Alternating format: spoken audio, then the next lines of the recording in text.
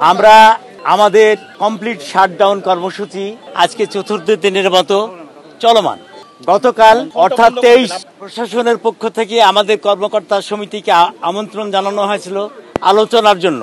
আমরা প্রশাসনের আমন্ত্রণে মাননীয় উপাচার্য প্রশাসন, মাননীয় উপাচার্য একাডেমিক, মাননীয় ট্রেজারার, প্রক্টর, রেজিস্ট্রার এবং আইন লিগ্যাল সেলের প্রশাসক, জনসংযোগ প্রশাসকের উপস্থিতিতে আমাদের একটা মত বিনিময় সভা হয়।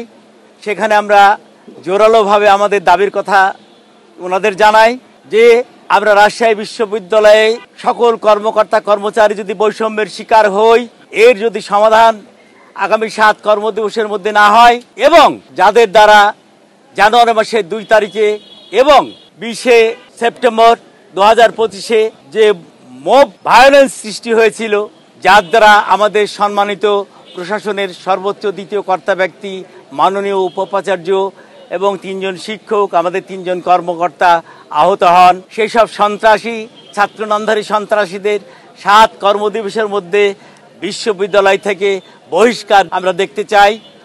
আমরা প্রাতিষ্ঠানিক তাদের বিরুদ্ধে ব্যবস্থা গ্রহণ দেখতে চাই, দৃশ্যমান চাই।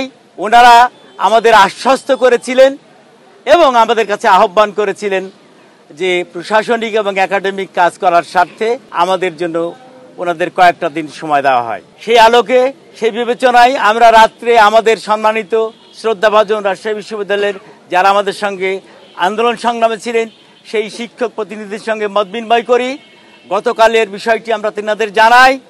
আজকে সকাল 10টা থেকে এই পর্যন্ত আমাদের সহায়ক, সাধারণ ও পরিবহন কর্মচারী প্রতিনিধি এবং অফিসার সমিতি ও সকল অফিসার ইউনিটের প্রধানদের নিয়ে, প্রতিনিধিদের নিয়ে আমরা একটা আলোচনা সভায় মিলিত হই এবং সর্বসম্মতভাবে আমরা প্রশাসনকে 7 কর্মদিবস সময় দিতে চাই।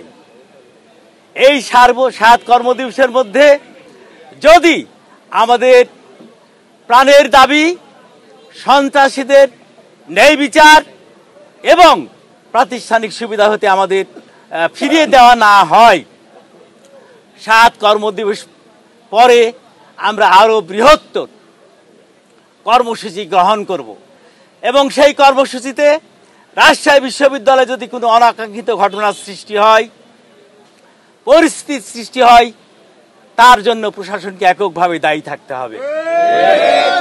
সে আলোকে প্রশাসনের অনুরোধে আমরা আজ 24 তারিখ বেলা 1টা হতে আমাদের কর্মকর্তা কর্মচারীদের সকল শাটডাউন কর্মসূচি স্থগিত ঘোষণা করছি এবং আগামী 7 কর্মদিবস পরে প্রশাসন যদি আমাদের কাঙ্ক্ষিত এবং সুবিচার না পায়, আমাদের প্রাতিষ্ঠানিক সুবিধা না পায়, আমরা 7 কর্মদিবস পরে পুনরায় কর্মসূচিতে ফিরে যাব এবং কঠিন থেকে কঠিনতম কর্মসূচি গ্রহণ করব।